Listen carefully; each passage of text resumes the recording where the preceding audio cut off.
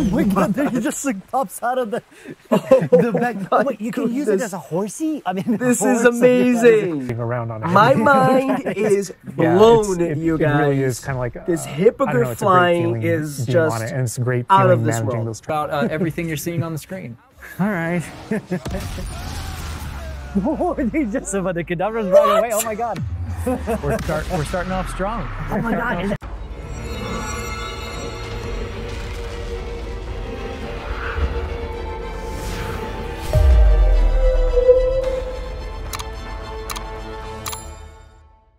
Hello my fellow Aura, this is your Aura Sly here, and welcome back to the Aura Division, a wizarding community of lore keepers, artifact discoveries, and dangerous curiosities. And today, we have the most anticipated Hogwarts Legacy Showcase number 2, hosted by our fellow Hogwarts Legacy content creator, Ben Snow. And in this video, we're gonna learn a lot more about broom traversal, advanced combat, and the Room of Requirement. The countdown has begun, so let's not waste any more time. Here we go! Oh, okay. So the same beginning as before. Looking at all of the different artifacts and items from the wizarding world of Harry Potter.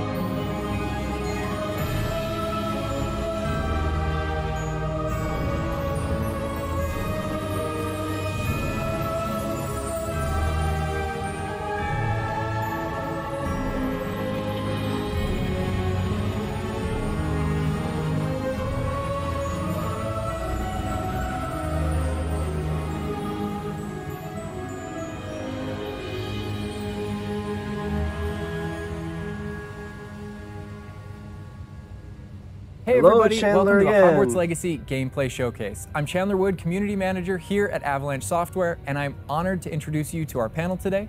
First up, we have community guest host, Ben Snow. Ben, well done, buddy. I'm very happy for you. And it's a from great the Avalanche moment team, game for director, all Alan the Tu. Hogwarts Legacy creators, so and thanks for being there designer, representing us, Mackenzie Ben. Hi. And finally, just Alan and off-screen Mackenzie, capturing gameplay for thanks us, for being here. Andrew And Kwong. Andrew also. Again, thank you everybody. Today we'll be giving you a the taste entire of the team open of world Avalanche. via You guys have been Broom doing Flight, amazing. a deeper look at and combat just using the sharing Dark all of Arts this Battle with us Arena, has been and a look a at great your personalizable experience. home within Hogwarts, the Room of Requirement, where Ooh, we okay. may even see some beasts. Interesting. And we're starting right where we left Look off in at the last this gameplay boy's showcase, jacket. just outside Hogwarts, which I love that we can, I mean, just you can walk cool. out of the castle. Okay, so we're after starting off where we walking through left everything, off from and then the just last come out here and take showcase off on your preview. broom out into the open world. And Alan, I know that's something that you particularly like about Hogwarts Legacy too. Yeah, I'm a big fan of just being able to hop Oh, on that's the a broom glyph. What are we and gonna go do? anywhere. What There's are we something gonna about do? kind of like the sensation gonna of everything get a being broom? open Oh, to you. there it is. And just, I love Wow, the so proximity just that I with can a get to things. click of a button, I we love have flying access to close a broom. the ground. And, Okay, so on the and bottom right side, we can I see kind of the wanted to talk golden about it just meter. because I feel like We labeled you know, it the brooms as are fun the, for me, not just because of the all those broom feelings of exhilaration, flight boost bar, but because they're and not that's just exactly I have what a it broom and does. it's done. I actually kind of What's like interesting some of the here is that mechanics it's in it. So not you can, depleting you see in the as lower we're right, there's a flying. meter there, and occasionally as Andrew's kind of flying up, I guess flying we're down, going you might notice it into it's the Forbidden raining or not. Forest And- for a nice and tour. this isn't the present day where A all random the broom technology person is walking well-known about and the trail. advanced and Oh, the and birds everything chirping. that we know and love. This is an earlier time where they're still trying to figure out. You know, we're not at the 3000 yet. We're at the like. I suppose it is the 11. fall So- season as we can I'm clearly just so see the speechless right now foliage because and the this is different just so colors beautiful. about. The world just looks so. By the way, the broom, is that like the only one? Or Oh, the can you, like, wind noise, operate you that guys, broom? as we fly.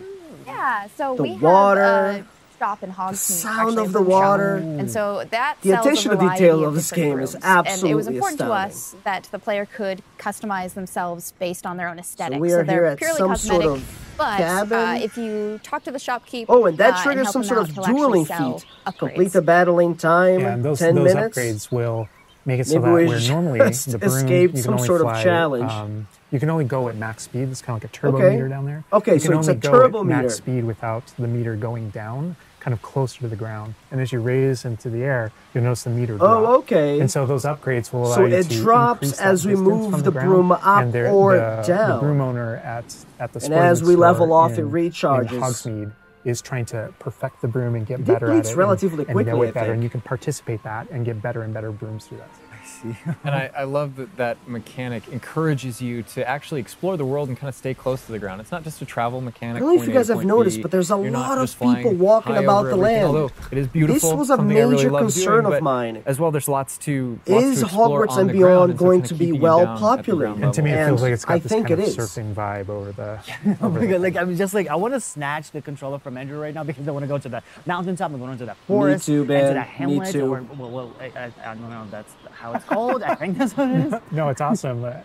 So it appears we're arriving at a local hamlet. I feel like that you call it a hamlet is see a bunch of people gathered over there, maybe celebrating something. And so we all know from lore that Hogsmeade is the only broom flight mechanics looks realistic. But we wanted other opportunities to kind of meet other characters. Oh, that's really fun. The landscape, so it's not just kind of barren as you weave out this direction and that direction. And so we just imagine these different dwellings, these different smaller locations that a little hat flying for tips, tip 10 galleons. That seems kind of steep. And so we refer to those as hamlets, and they're opportunities to learn those wizard stories. Wow, this is so cool. How those different locations have kind of like learned to live, what their relationships are with characters at Hogsmeade and Hogwarts. And so they're both quest opportunities out here and a chance to kind of if we look on the lower left side, we can see a treasure chest on our map, a bunch of questions. Lots of little icons, and each one of those represent gameplay in the hamlets that you can participate in. Whether it's a vendor or different puzzles and challenges or different secrets that exist. And again, that yellow crest probably representing where Hogwarts is, perhaps? You'll notice that same thing as we venture out into the open world as well. So when you go out into the open world and you see those icons, whether they're on the mini-map or on your map or off in the distance, those things are opportunities to say, like, I want to increase my... It isn't Hogwarts. So the yellow crest is not Hogwarts because Hogwarts is over to the left of us. And the yellow crest is pointing behind us. So I wonder if that's a quest marker, perhaps. Opportunities to actually expand and learn about your ancient magic. And as you kind of encounter different enemies dotted on the landscape, sometimes those characters, poachers or dark wizards. Oh, over to the right, I just saw the little resources that are valuable to you. Hidden page that we need to access in order to get more experience points. Opportunities that just kind of reward you for poking around. I mean, I ran away when I want to just cover all of those points on the map. You have a flue powder access point? Well, we've flown on a broom already, but there is something that we haven't done so far, and that is getting on our flying mount. We're going to hop on our Onyx Hippogriff here. The Onyx Hippogriff Open is up our that pre-order case. bonus. Oh my God, it just like pops out of the back. Oh, wait, you can use it as a horsey? I mean, this is amazing. A horse? Yeah, as a hippogriff, you can totally ride it as a ground mount, and you can fly. Look at that. And we try to make sure that each of those interactions, so the broom's really good at reaching that top speed, at kind of traveling the world as quickly as possible. But sometimes it's really nice to get on the hippogriff because of that ground speed or those transitions. And sometimes it just feels amazing just to be riding around on it. My mind is blown, you guys. It really is kind of like this hippogriff flying is just on it, and it's a great out feeling of this managing world. Those transitions, kind of going from run to fly and just being able to go wherever you want. And we tried to make sure that loyalist assassin. Have a unique Here we have a clue here, loyalist. And oh my God, like I see like different like areas. That's exactly right. We just transitioned from a peaceful entire map seasonal fall foliage area to a very dark, there's kind of a moment where the world kind of opens up to Interesting. you outside of Hogwarts as a student, and right from that moment, Levitate a dug bug by its tongue. We have dug bugs in the game. One of the other fantastical creatures that we saw on the earlier Harry Potter games. But we have got like a coast, and we've got different types of environments out in the world. Just windmill in the distance, working, mind you. Reward you for exploring, keep things fresh. All those I things just can't get over how amazing that windmill. It's like this hippogriff flying rustic. Like I keep forgetting that this is like 1800s. The Wizarding World we've never really seen before. Like it feels so authentic. Like it's part of it. Yeah, I love this vista too, and wow. I'm gonna have Andrew stop here. We're gonna use a bit of dev magic to change the seasons. Actually, I want you to see what this world looks like, covered in snow. Oh yes. Wow! Yes, please. I love snow. That's all I want.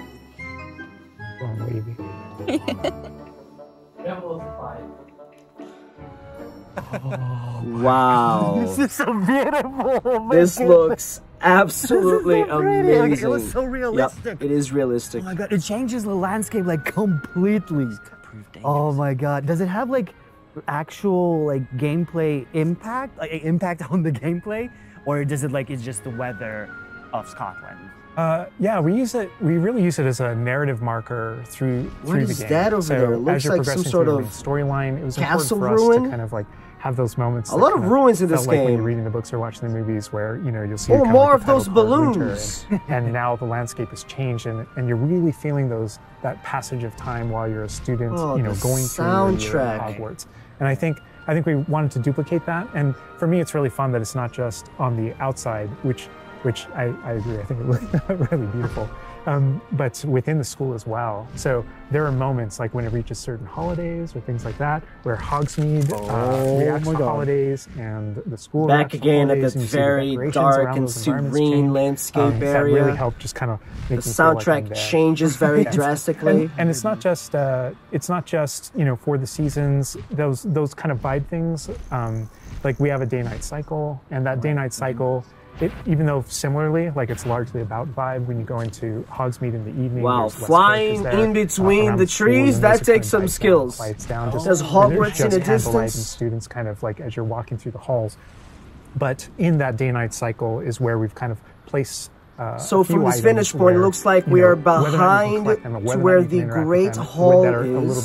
So Hogsmeade would be on the opposite side of this. And I love Andrew's flying up here, really high up. And there is no flight boost bar for the hippogriff, so that's interesting. Hogwarts in the distance, it's just absolutely beautiful. It's part of what I love most about flying around in this game, whether it's on a hippogriff or on the broom. No, I mean, you talk about going anywhere and things that you can see in the distance, and that's one of my. I still can't get over, like, no matter, I played this so much, but I still can't get over the fact that I can see Hogwarts out there, and there's just something beautiful about knowing that all of the things inside of it, the classrooms, the students, the professors, all the places I can go. That's I can just really fly cool. my hippogriff, land in the absolutely. courtyard, enter the front doors, and just walk, to the library, to class, or to the house, world or to my keeps room, on living. We're just part of it, albeit special. One space is still exciting to me. I mean, we are the chosen one. I'm speechless right now. It's just absolutely. Here we are, the Black Lake. As much as we want to spend a lot more time out here, just flying around, experiencing the world. I think this is a great opportunity to switch over to combat. And last time we gave you kind of an intro to combat. Here we this time go. we're going to really go a lot more of a deep dive on using the Dark Arts Battle Arena, which is part of our deluxe edition. All right, Andrew's got us in the Forbidden Forest, which is where the Dark Arts Battle Arena is.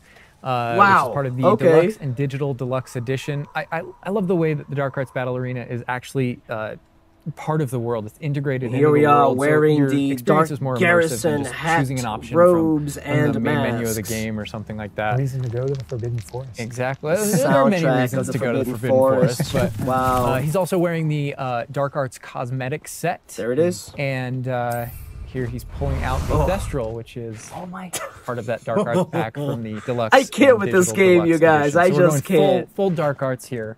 That's good. That's fun. All the galloping. But I like this this battle arena. It is a great place to show off. Look, the mechanics of these mounts have been absolutely in a out big of way this because world. it unlocks some interesting abilities for you and allows you to so here we are really play around approaching with, the side of a mountain in a deep way. And is this like the only North arena Hogwarts like this in the game? region? I guess that's where we are so right in now. In the base game, we have 2 combat arenas normally. And I believe so this everyone is has us access to those. approaching the Dark Arts Each of the combat arena. arenas are an opportunity to kind of just go through a difficult combat challenge, fight through multiple waves. Who is that in order statue? To earn a different cosmetic for your character and add that to your collection. Okay, so it looks like a case wizard with that's no different than open the arms Dark and a Arts wand. Battle arena. That's also true. The combat arena. Fight waves of enemies in this battle arena with the unforgivable curses. The Dark Arts Battle arena that people can do is you come in preloaded with different abilities. No, so that was a good the unforgivable scene right curses there. are something that everyone's going to have access to through the base game and going to be able to earn, and they can make choices. Come on, Avalanche. Although we can see that on the left side, we can see the diamond, the spell diamond. They're all in that green emerald color. So I think these are all the unforgivable. Dark Arts and decide I think these are all the unforgivable. I think these are all the unforgivable curses. But yeah, everyone has the same ability to explore the Dark Arts. This is just kind of like a way of previewing. And again, here we are inside of the arena. Show off combat in general. Wow, this is giving me a lot of Mortal Kombat vibes, you guys. Just start battling, and we can start talking about everything you're seeing on the screen. All right. Oh, they just about the cadavers right away. Oh my god. We're starting off strong. Oh my god. Was that Kujio? Oh my god. That's so cool. Yeah, so I think that was Imperial. You'll notice right away, like when we used Avada Kedavra, that guy's health bar went from instant to 0, and we really are just trying switched to the diamond spells Avada Kedavra works in the game, mid-fight, even in some pretty extreme situations. You'll notice that like the meter takes up a lot longer to a little cooldown. Build up as a way to kind of deal with its extreme power, just that it's so still it is slaughtable, guys. And the reason why we changed the spell diamonds was just because these spells are so powerful, I don't know if there are things on and the they screen obviously don't want us to access that all the time. There it is. We can use them again. The enemies also before like that. Use a mandrake against enemies. Now we're fighting its goblins. I don't know if that's how it's called. That's Crucio in the game. So the community is astute. So on the development side and in player facing in the game. Also, guys, the spell sounds insane. So it is ancient magic. That is. Yeah. There it is again. Avada Kedavra. As your abilities in the game keep growing and you become exposed to some of the secrets about your own Protego, your own abilities. You start unlocking new powers. So one of those powers, you'll see the R1 button appearing throughout the game. That's an ancient magic throw, we call it, that allows you to kind of like draw an object to you and fling it at an enemy. But whenever you see the R1 or the L1 plus R1 appear on somebody's head, that's an ability to cast a very devastating and powerful ancient magic spell to do a ton of damage against the character. I see. And the way that manifests itself depends on the type of enemy that you're fighting. And you'll see a wide variety of enemies in here that are pressuring the player in different ways. You'll notice there's abilities that kind of bubble up under the player. As the Avada Kedavra takes a long time to recharge. There's different ways that we want the player Matter to of fact, around on the Imperial also. That's actually a good link to the ancient magic meter in general. And the reason I say that is we have to be very cognizant of when and who we're going to use these unforgivable curses to. That meter to build faster and faster. But one of the most effective base ways to build up that meter fast, that way you can launch these devastating attacks whenever you want to, is to actually perform combos. So you see that combo appearing, and it's almost like your emotions are these attacks from these goblins are fire. But as the combo meter builds up, at some almost point demonic you in strike nature. Someone and a piece of their magic kind of these are all loyalists, so I wonder if they're loyalists to Ranrock and there's something that or only to you can someone see else, in perhaps Morgana. In the world. And it's another reason to move around on the battlefield. If you can go up and collect those things and suck them in, they give big jumps to that ancient magic meter as we're playing. We're talking a lot about spells and magic here, but I think there's another huge component of combat, and that is the tools that you can bring to combat as well to kind of change the way you play. And I think Mackenzie knows a lot about what's going on with the plants and potions. And so the tools are really interesting because they're basically like a prior investment. So you can bring the potions and the plants that you grow in the Room of Requirement to combat to essentially kind of help we you prepare. I mean, that makes a lot sense. quicker and more efficiently. So some of the tools that you'll see here are like the rock skin potion. So that is something that basically covers your skin in this like rocky material that there's a mountain troll. The incoming damage that you're receiving. Hit a troll with its own boulder and defeat an enemy with a venomous tentacula. Oh my God! Well, there it is. Done. The troll just collapsed from whatever the kid. Obviously, we have the Wiggenweld potion as well, which increases your health. And then we have the focus potion. So when Alan talks about having to balance Avada Kedavra with a long cooldown, because obviously it's an instant kill, one thing that you could do is brew a focus potion, and that will increase how quickly your cooldowns regain. Right. Oh my God. There's just so much like versatility. Like lock.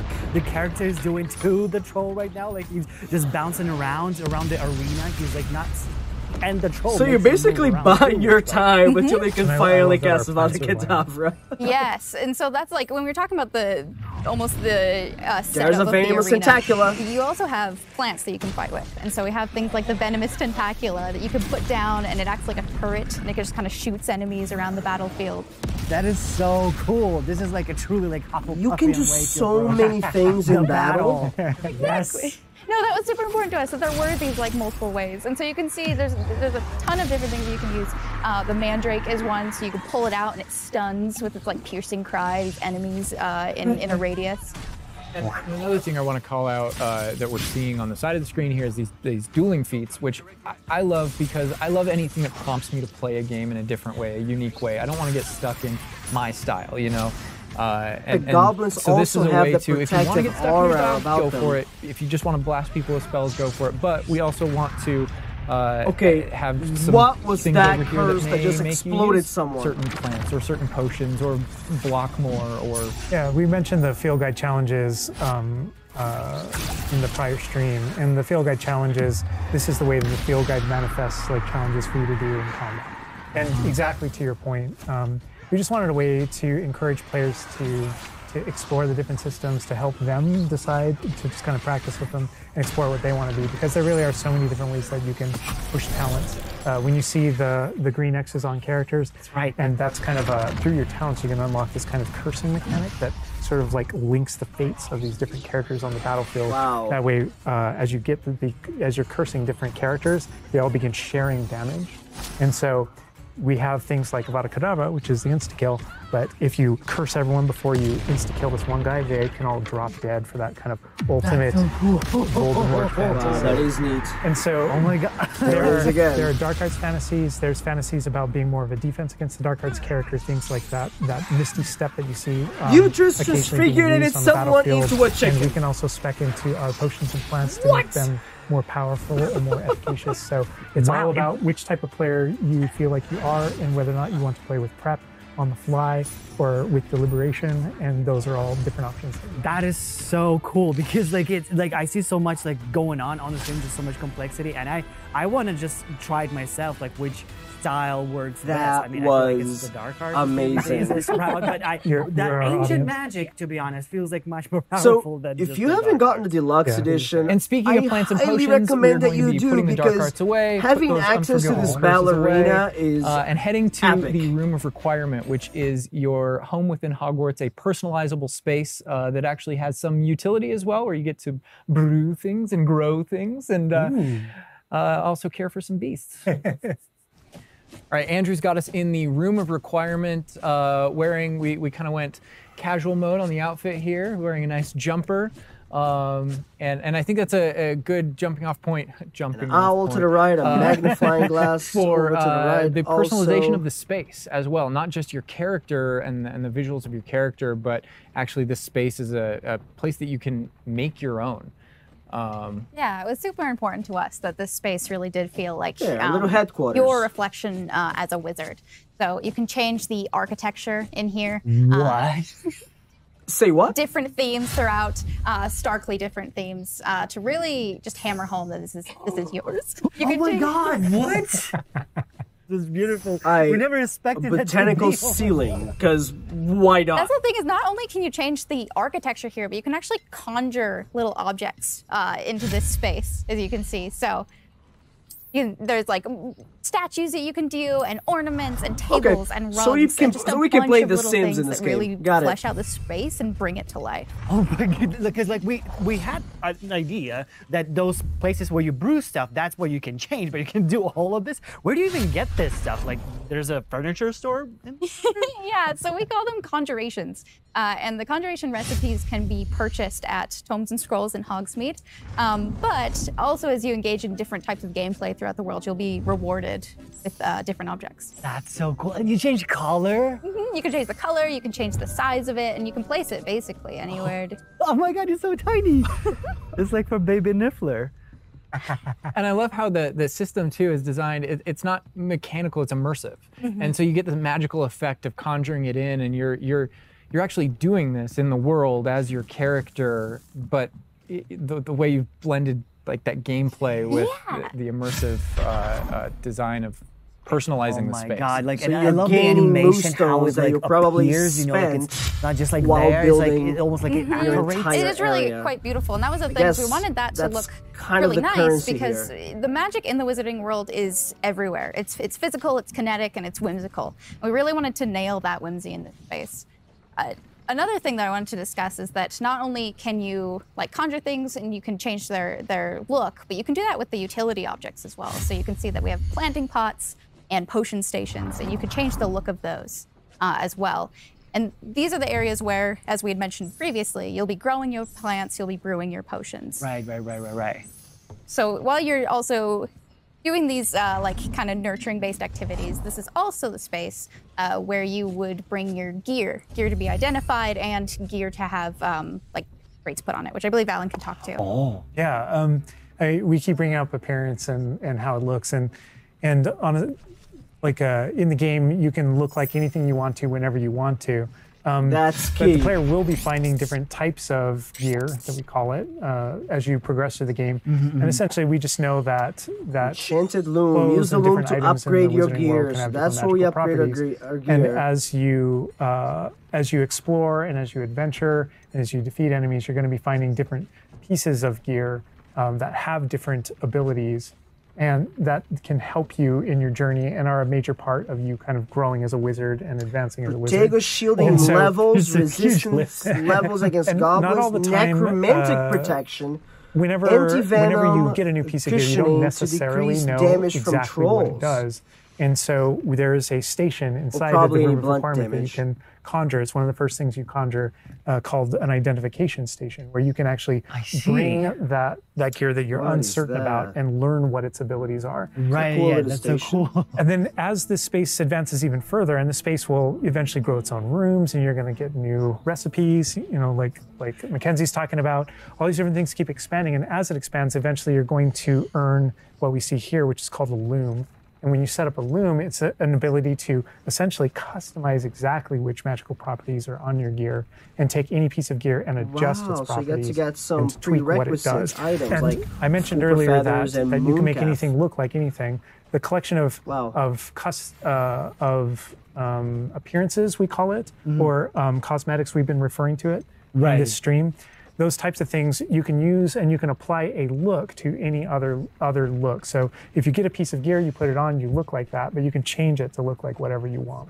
That's so cool. And like you can just put some ability to this sweater, but then you can just swap that ability. Yep, and appearances you can edit whenever you want in the gear screen. The loom is specifically about applying traits and applying larger upgrades that just kind of grant you greater statistical advantage or give you really specific abilities that blend in nicely with where you're trying to go with your combat fantasy or talents and things like that. Interesting. I'm just seeing that they're just like pumpkin fur, mooncalf fur. Where does that come from? Yeah, and so you'll notice that the ingredients that are used to add traits and to upgrade your gear are based around beasts. So this is where we get into the beast care section, which is inside this vivario. Kind of bigger space on the inside. There's a grap so you can see here we have a couple of beasts out. We have a graphorn and a mooncalf and a niffler and a kneasel as well. So quite a variety. Oh my god, he's just like a big puppy. They're so cute. Cuddling.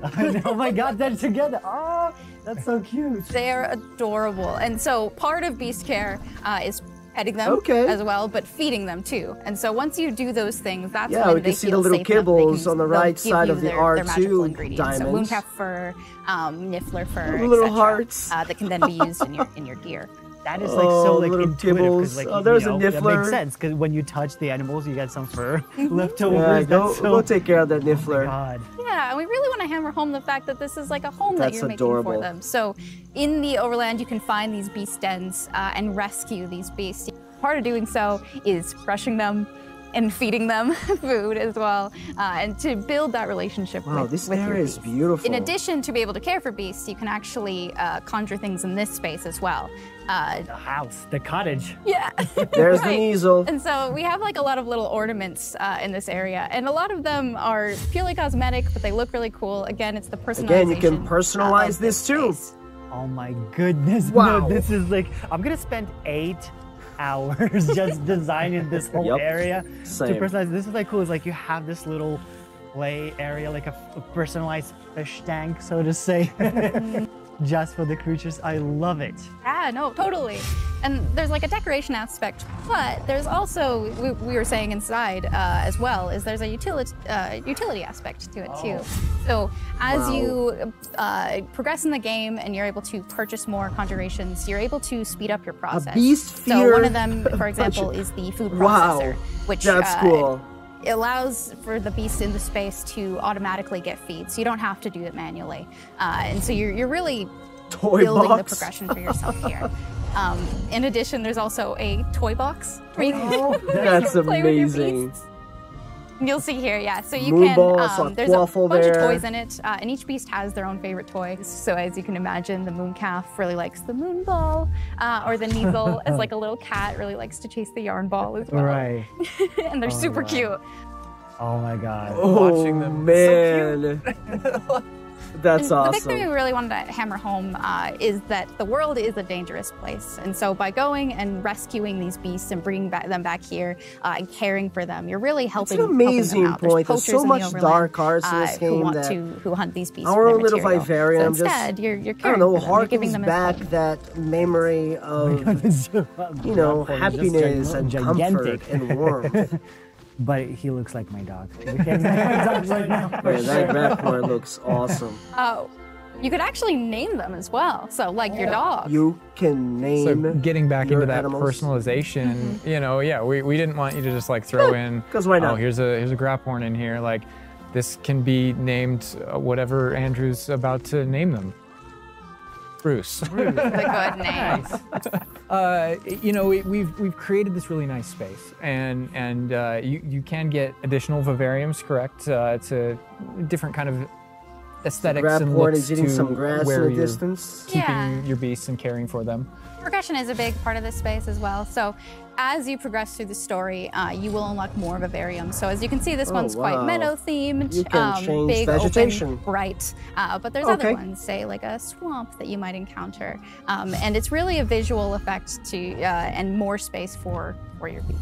Oh, so it's like those, so when we're inside the room requirement, there's like on the left, there's that moon glow from so one it's entrance that and object then not some shrubbery inside. going on So on the we right. Is do that what you're have talking a about? That's perimeter exactly it. where we can populate. Oh, you and put trees in here do too. whatever we want.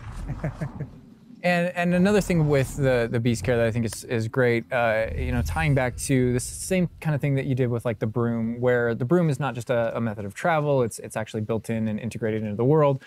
In the same way, like beast care isn't just this added element. You're not just throwing it on top. There's really this like narrative and integration to. Those are moonstones. Yeah, everything There we go. connects. So I kind of thought that progress through the missions. those are you'll expand moonstones, the but space. I just wanted to confirm it. As you earn resources, you'll go into Hogsmeade and use them to Enigmatic unlock the gameplay stone. here and unlock new conjurations. Look and at this different things to play hippogriff around with statue. in the open world. It's in those different environments, like the I'm different done. combat and conflicts life and is bandit forfeit. camps and different things like that exist in the overland. Those things are what hold recipes This game that exist in the is loom. So a lot all these more things than have a I way of thought it would connecting. have been. Moonstone that you find out in the not world is the even in resource that my we use to dreams conjure did I everything. think we were That's going to found be able throughout to the do world. all of this. Forageables are used for recipes. So really, everything's like a cycle and keeps you coming back. But even with the story that's being We can told, study too, I think blacksmithing. people know who Poppy is and that she has a particular affinity for beasts. Yeah. Why? Are we going to be able to make Everything armor? we're seeing here, you know, you're going to be venturing out into the world, and this is just kind of the tip of the iceberg, even of kind of like your interactions with beasts in that narrative. So, you know, you bringing up Poppy, there are more kind of mysteries to discover and things to discover out in the world that have to do with her and that have to do with caring for beasts. And so different characters have their own stuff that just kind of make this all just kind of like the beginning of your journey. Well, we could spend hours in here, but we're going to have to end the stream now. What do you think about what you've seen today? I mean, I'm just so blown away by how beautiful it looks. The open world seems so detailed and there's so many things to do. And like the combat, we're gonna spend like 2 weeks or more just breaking it down by pieces. There's just so much. Absolutely. to this world. Like, I'm so happy you guys did this overall gameplay. And that's just the tip of the iceberg. We've got more for you to discover and find on your own. Thank you so much for being here. Thank you for watching. Hogwarts Legacy is available for pre-order now. It releases February 10th with 72-hour early access for owners of the Collector's, Deluxe, and Digital Deluxe Edition. We're gonna wrap things up, but first we've got a little surprise for you. Surprise! Bye! Thank you, Avalanche team. Awesome job. We're at the headmaster's office. Are we gonna go to the veranda? Are we going to the veranda? I hear wind noise.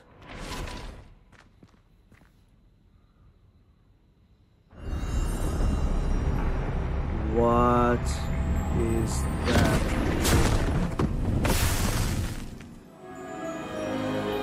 You can't do this to me. You can't do this to me. What?